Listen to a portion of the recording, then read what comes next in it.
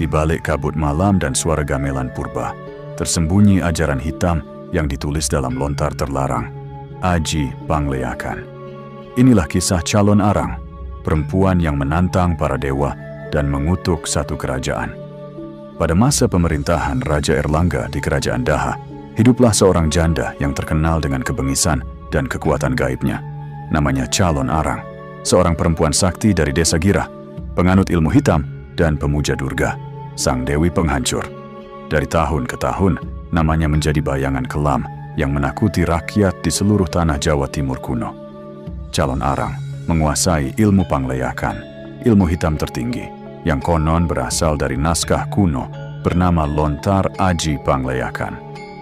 Lontar itu adalah kitab rahasia peninggalan para pemuja Durga pada masa purba, berisi mantra-mantra pemanggil roh jahat, ajian pengendali angin, serta ritual untuk menembus batas antara dunia manusia dan dunia lelembut. Dalam setiap lembar lontar, tertulis ajaran yang hanya dapat dipahami oleh mereka yang telah menyerahkan diri sepenuhnya kepada kegelapan. Calon Arang mempelajarinya selama bertahun-tahun, hingga tubuh dan jiwanya menjadi satu dengan kekuatan yang dipujanya. Sejak saat itu, ia bukan lagi manusia biasa. Ia menjadi perantara antara dunia gaib dan dunia fana. Namun kebenciannya terhadap manusia membuatnya mengutuk desa tempat ia tinggal. Tak seorang pun pemuda berani menikahi putrinya, Ratna Manggali, karena takut terhadap ibunya yang terkenal kejam. Rasa hina dan kemarahan yang terpendam itu menjelma menjadi niat jahat. Ia mengerahkan murid-muridnya untuk menculik seorang gadis muda dan mempersembahkannya sebagai korban kepada Betari Durga sebagai tanda dimulainya ritual pembalasan.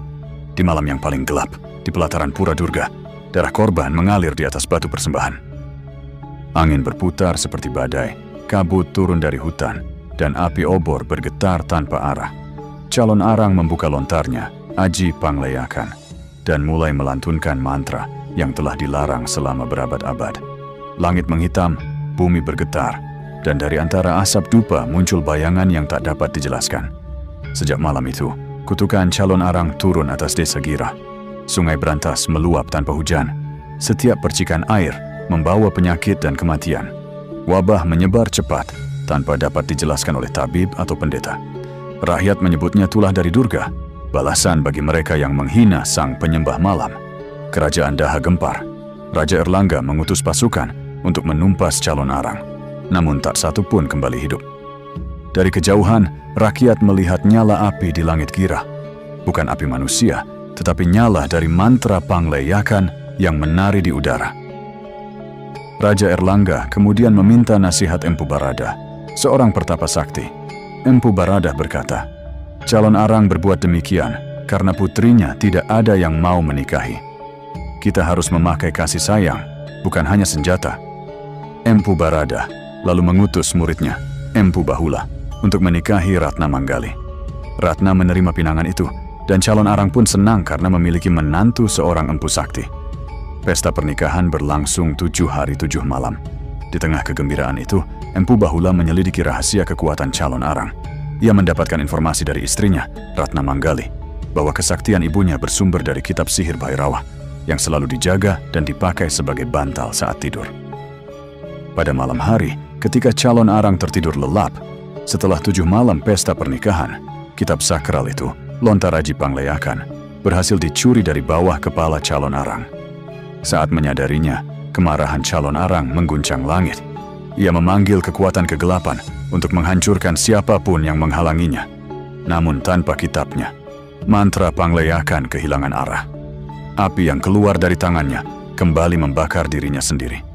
Tubuhnya hancur menjadi abu, terbawa angin menuju Laut Selatan, tempat roh-roh para pemuja Durga bersemayam untuk selamanya. Sejak hari itu, desa Girah kembali sunyi. Namun, legenda Calon Arang tetap hidup. Konon, sebagian abu dan kekuatan dari Lontar Aji Pangleyakan masih tersembunyi di bawah reruntuhan Pura Durga.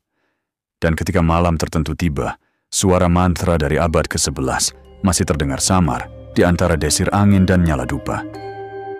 Kisah nyata dari legenda Bali, abad ke-11 ini, digarap ulang dalam format realistis dan sinematik, mengungkap sisi kelam dari perjalanan spiritual Calon Arang sebelum menjadi layak. Jangan lupa like, subscribe, dan nyalakan loncengnya agar tidak ketinggalan kisah sejarah dan legenda lainnya hanya di AI Creation.